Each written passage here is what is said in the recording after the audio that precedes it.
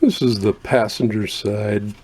This is actually turn signal, running light, and side marker on the Tahoe. And this, it's dried out now, but moisture forms in here, so there's some leak somewhere. So what I'm going to do, I've removed all the bulbs. Don't want to get those wet. And I'm going to put some water in here.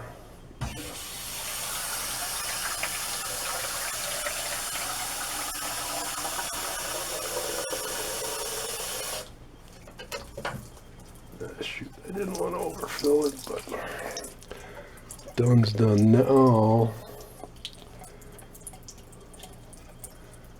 Let's see if I can see where this is leaking.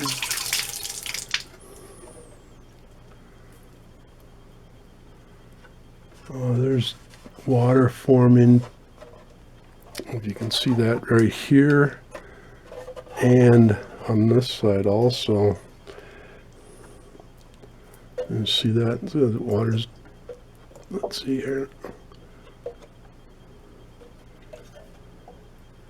Yeah, it's just running out of there. So, and if sometimes it's not that obvious, you need to actually kind of try and pressurize the light assembly. What you need to do is plug this hole and try and plug that hole, and then you could take an air compressor and try and get some pressure and then see where it's actually even. It might bubble up or something, but you could probably tell where the leak is. But I'm going to take some clear silicone and I'm going to seal. First I'm going to clean that off, and I'm going to actually seal all the way around the perimeter of this, and that should fix the problem. First off, then I put water in there. I want to make sure that totally dries. I want to make sure all that moisture is out of the inside, because if I seal that back up, the moisture is not going to evaporate. So I'm going to clean this up. Dirty. It's a 19-year-old vehicle. And take a rag then and clean this all up, get it really nice and clean. And then I'm going to put some clear silicone all the way around the perimeter of that light. I've let the turn signal running light assembly soak in water for a few days. I'm just going to clean this all off. There's some debris and stuff in here, which I don't know if I can get that out. I'm going to try. But I want these to be thoroughly dry before I seal this seam up, which is where water's leaking at. I found a way to get this dirt out of here. Air compressor. It's kind of messy. Dirt flying all over, but it does remove it.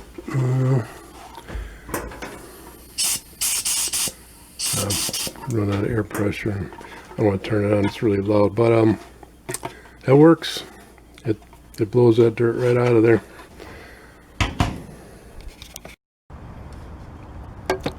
The compressed air got most of that dirt out, but I'm gonna see if I can get a little bit cleaner using garden hose.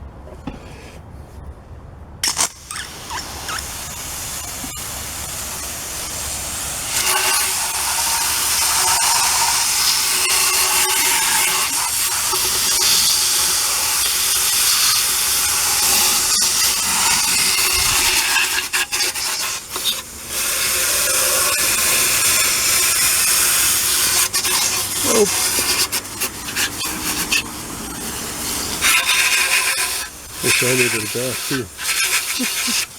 Oh jeez, it's cold.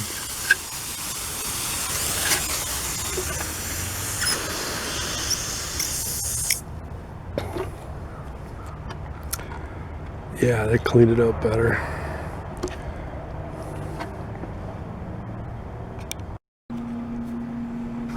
I'm using clear caulking, and it's interior exterior waterproof seal, 40-year That should be plenty. I want to cut off this tip as small as I can because I don't have a very wide area to put the caulk into, so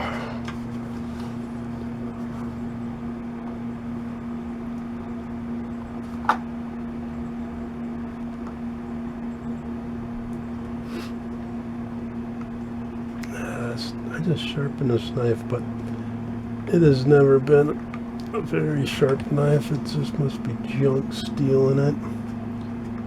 Doesn't like to take an edge. That's not even opened. Cut off a little bit more.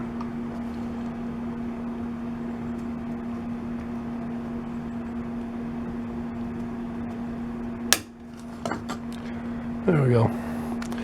Not a very big hole, but should be sufficient. I'll take a wire, poke it in. There's a seal down in here that needs to be broken. Not all caulk have it, but majority of them do.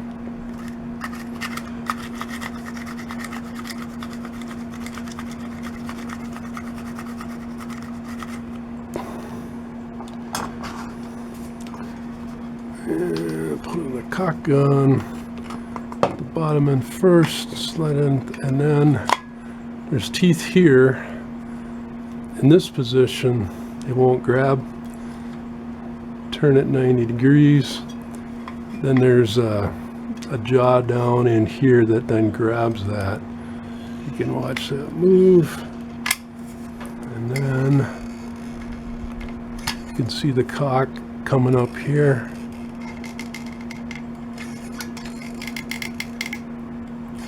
And there we go. So now I'm going to start down in here. I'm going to actually do all the way around the perimeter.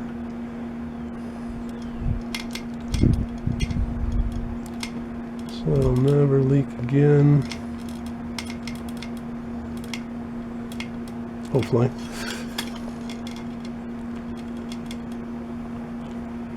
Now this comes out white, but it'll dry clear.